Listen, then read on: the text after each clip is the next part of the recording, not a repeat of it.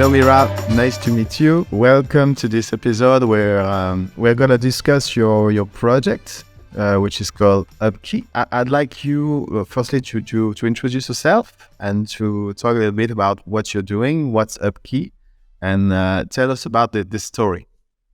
Okay, great. Yes, of course. So I'm Mira, the founder of UBKI, a decentralized ride-hailing platform.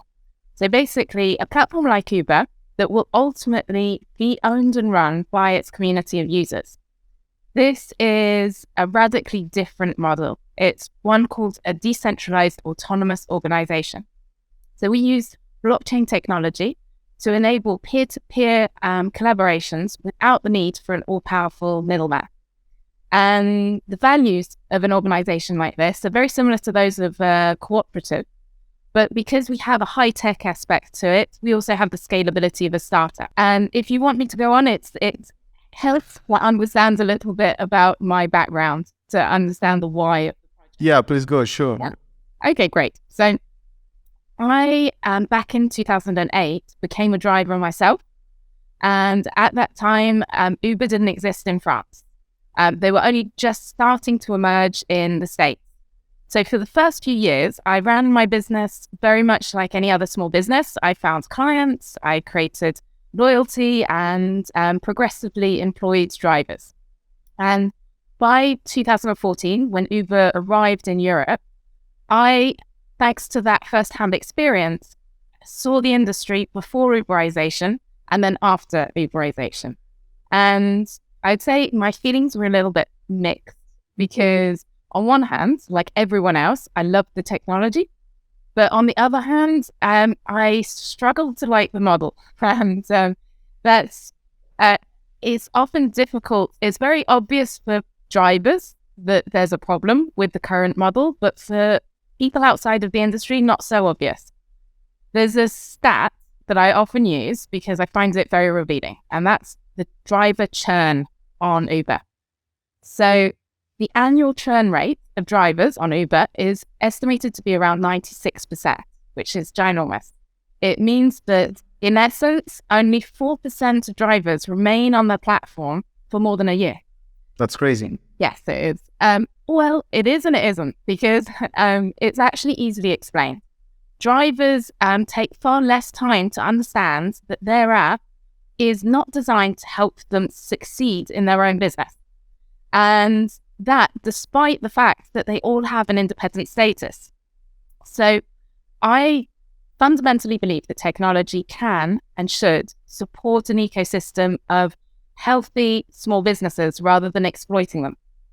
And that's the foundation on which I started to build UBKI. We began by designing an app that is specifically thought out to help drivers build, manage, and scale their own businesses. But thanks to blockchain technology, we can, and we actually are, taking the vision a lot further than that. Because as I mentioned earlier, we're creating this platform to one day be entirely owned and run by the community of users. And that opens up a world of new opportunities for investors, but also for drivers and passengers. Would you like me to go on just to explain the model? Or Yeah, well, what I would like to know is how does this can benefit the user? Because it's very obvious for the drivers, but as you said, so as a purely customer on the customer side, I'm very happy with the Uber experience. So yeah. What's in there for me with the DAO?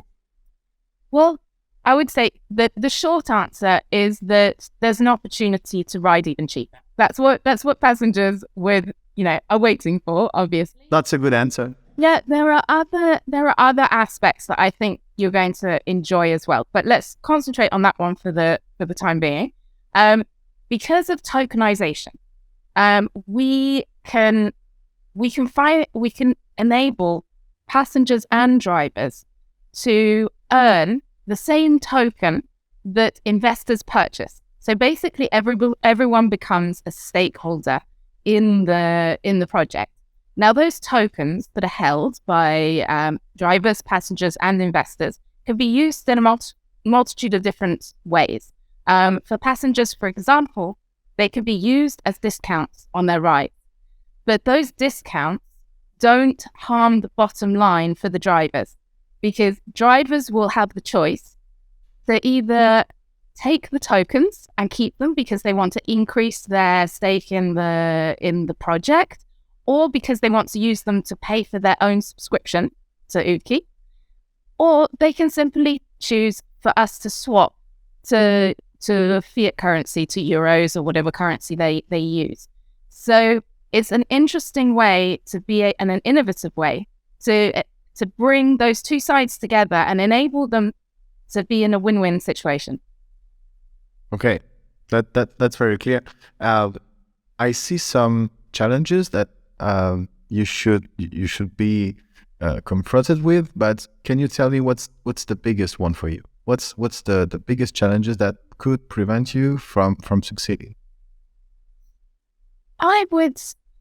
That's an interesting. I mean, we've lived quite a significant challenge. I mean, all startups have challenges. We've been living through quite a significant one over the past few months, just through the macroeconomic environment of the last year or so. I would say that going forward, we as pioneers of this new model have a role to play in educating the users to a new way of interacting and of doing business together. The idea. So we've got a little bit of experience of that with the drivers, because we've just done a product discovery phase with the first drivers, and it was interesting to shift their mindset from being in conflict with the platform to actually being empowered to make this platform their own, to give feedback, to see us make the product evolve through their feedback so that it truly fits what they want, but also to stop seeing passengers as well as somehow an adversary. That's something that was totally foreign to me in my small business, because my passengers were my clients, the clients of my small business, and I had that relationship with them that we all have with our favorite restaurant or bar, or all of those local services that we use. But that is not the relationship that platform drivers have with passengers, and we're building that back. And it's very rewarding, and it actually doesn't take long to shift that focus. As I say, at a small scale with our initial drivers, they're already building their client portfolio with us and enjoying that relationship. Perfect, thank you. On the more technical side of things, because I know that everything that's based on tokenomics is not yet very, let's say, easily accessible for most people. How do you deal with the techie side of things? Do I have to get my own wallet to use UBKI, or how do you deal with that? Well, that's also something that's very important, to strike a balance between helping people get to grips with the idea of cryptocurrency, decentralization, and also balancing it with not making it a chore, not making it a barrier for them to enter our ecosystem. So we have made the experience of booking a ride. We're not reinventing that. People should come onto UBKI and be able to book a ride in a super familiar way. What we do have is a wallet inside the app that will enable them to accumulate their tokens for riding and referring. And they'll be able to even start riding without getting involved in the token, and progressively start accumulating their tokens and taking an interest as we go. I think that's very important, because obviously there is as well a lot of FUD about crypto, and people are wary of companies that have their cryptocurrency, and blockchain is a little bit different. They just simply don't understand it. So it seems far too complex, and UBKI has a very special position as one of the few Web3 projects that is currently emerging that has mass market appeal. And we have a responsibility to be a gateway for thousands, or in the end, millions of people to feel confident to get to grips with these new ideas in a familiar and safe environment. Yeah, the best tech is the one that you don't see, right? Completely. And in a few years, we won't even be really talking about blockchain. People will just understand what it brings to their lives, and they'll enjoy it every day.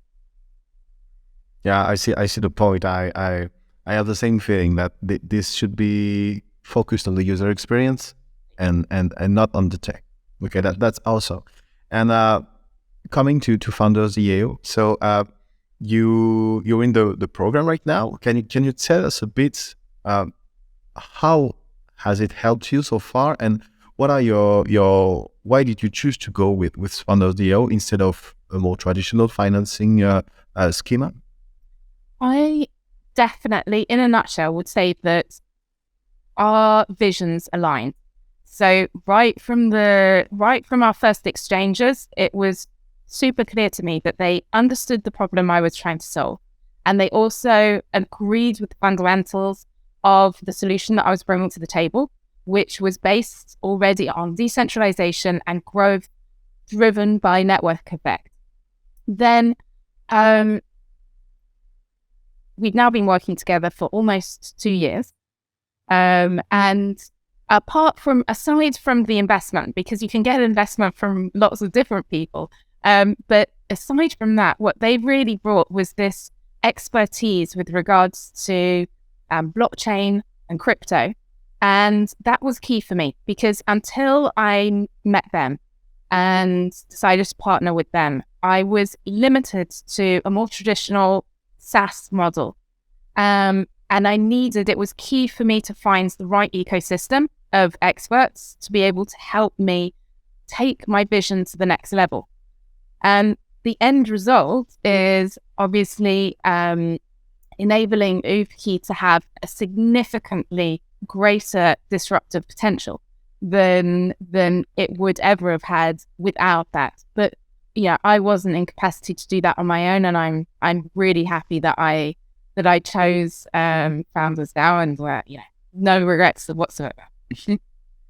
So yeah, that's more like a smart equity than just financing. Oh, totally. And they even also, I would say, another really important aspect to it for me personally was that they've helped me every step of the way mature as an entrepreneur, because I didn't come from, I guess I was a kind of wild card at that stage, because I didn't necessarily come from the startup ecosystem that a lot of entrepreneurs do.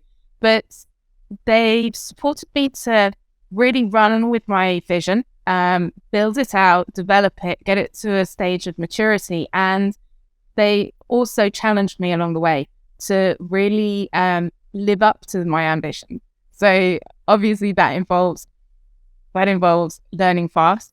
It also involves working hard, and it's all been very rewarding. It's all been really rewarding, and given me the confidence now to look forward to the coming months and years with them going forward, because it works. It works. That's also I feel like they're very focused on what I could call the entrepreneurial experience, because you have a lot of focus on user experience.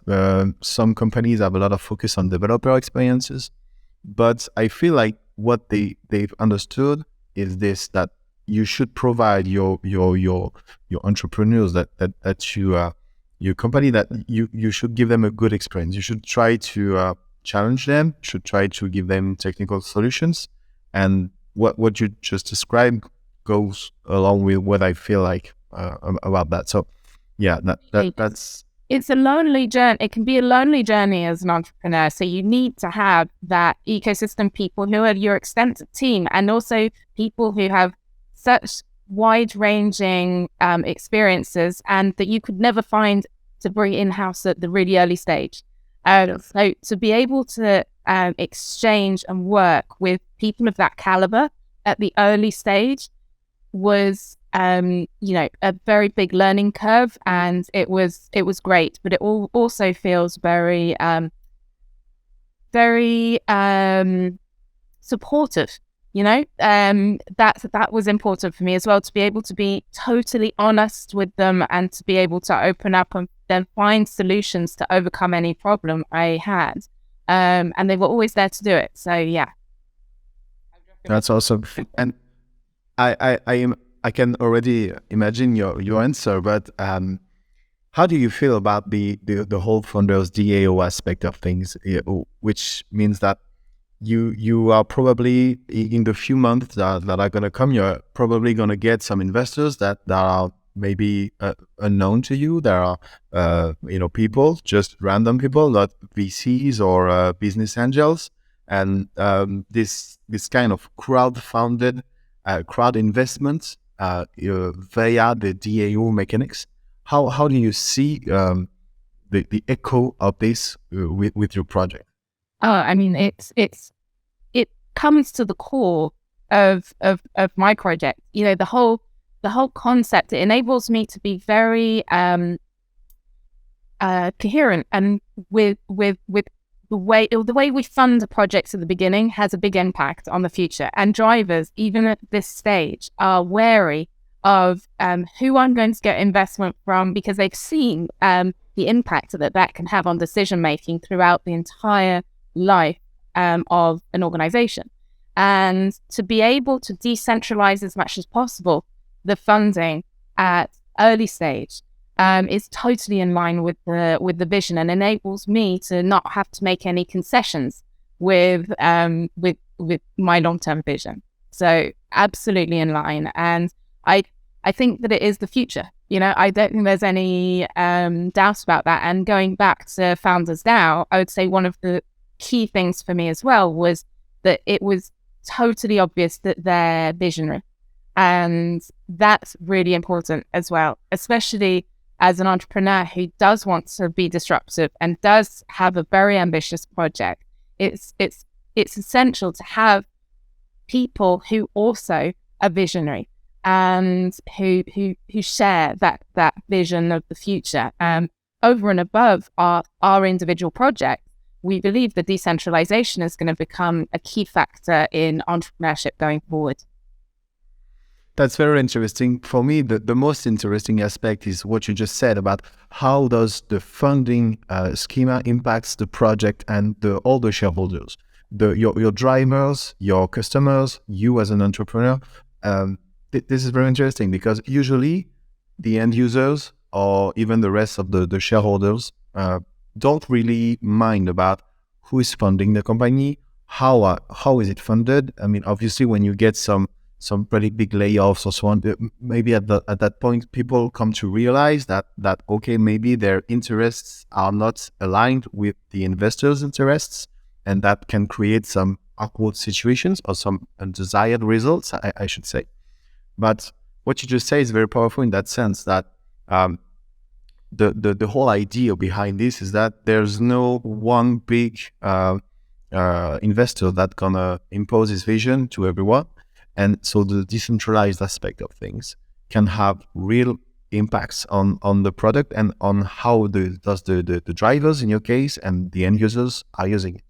Completely. And it's not a black and white situation. I actually really feel, of course, when I was just on the driver side, like you feel like these, Silicon Valley backed companies are the big bad wolf, and it's all to do with the the venture capital, and that's just not the case. There's so much nuance in the situation that drivers also, I think, once they become stakeholders, once they actually have an invested interest in the future success of the platform, and passengers as well, it shifts their views, and it also enables us to create an organization that doesn't have this battle between all the different members of the community, which Uber does currently, because investors want a big return on their investment, drivers want to earn more, and passengers want to ride cheap. Once you can get them in, align those interests more closely, then you start having an organization that has much more flexibility to evolve over time as well. And that's where the decentralized governance will come in, of course. But I'm excited about that. Do you have other VCs or business angels in your company? I have a couple of business angels and quite a few people in the love money category, because that was right at the beginning. Obviously, a driver starting a platform, Of course, was, is so ambitious that that I had friends, family, but also employees, some of my clients, a wide range of people who helped me just start out. And then I had a couple of business angels come on board, and then founders. And how does, especially the business angel ones, how does they feel about Founders DAO and the applications that this logic has on your business? Oh, they're very supportive, because obviously they are involved, because they give me advice within their competency, because they're not specifically in tech or not in blockchain. So it's fairly limited, and their time was fairly limited as well. So the fact that I got that massive support is in their interest as well, and they've seen me evolve over time. So no, they're absolutely happy with the way the project is going, and excited about it as well. Awesome. And maybe to wrap up, I'd like to ask you a more broad question. Just talking about the tokenization economy. It's a very hot topic right now. A lot of people are talking about real world asset tokenization and so on. And you are a very early player in that field. Where do you see yourself and more broadly the whole Web3 economy in like 5 to 6 to 10 years? How do you feel as an entrepreneur that this whole field is going to go? Is it going to have mass adoption? No. Tell me your vision about it. Well, I mean, we're all living in very interesting times. And certainly I would say that between now and, the next 5-10 years, the world will change more than it's changed in any of our lifetimes. And that, with regards to things like, obviously the money we use, the way we build businesses, and the future of work. Just to mention a few, obviously, there are many more. And I think that lots of people are not yet aware of the way emerging technologies are going to impact their lives. And that, obviously, for good and potentially, with negative consequences as well. And without basic understanding of this new technology, they can't even be part of the conversation. And that is something that I think UBKI can help with, for the reasons that I mentioned earlier, enabling people to get familiarized with this new technology and the advantages of decentralization. And then that newfound knowledge will empower them, as it did me, and as it does almost everyone who I see get into this space. It's empowering and enables you to make conscious decisions about your future. Enables you to be a change maker, or to join change makers to improve the future for your family, and also, the wider community. And that's a legacy that I'm really super excited to be building, and will be very much part of that. As I think UBKI has a potential to place, because we're early in the game, we have a very high potential to place ourselves as global leaders within the Web3 ecosystem. And it's exciting. Well, thank you. Thank you. That has been very helpful to understand your project, your vision. And I think everyone who was going to listen to this is going to have maybe more questions. Is there somewhere that we can reach you, talk to you? Do you have a a Twitter account, something like that? Yeah, Telegram. Reach out to me on Telegram, Chifuki. And obviously, email is what I'm sure that will be provided in my profile. It's I'll be happy to start a conversation with anyone. Well, thanks a lot, Mira, and hope to see you soon. Hope to see you soon in maybe in another episode. Pleasure. Thanks for inviting me.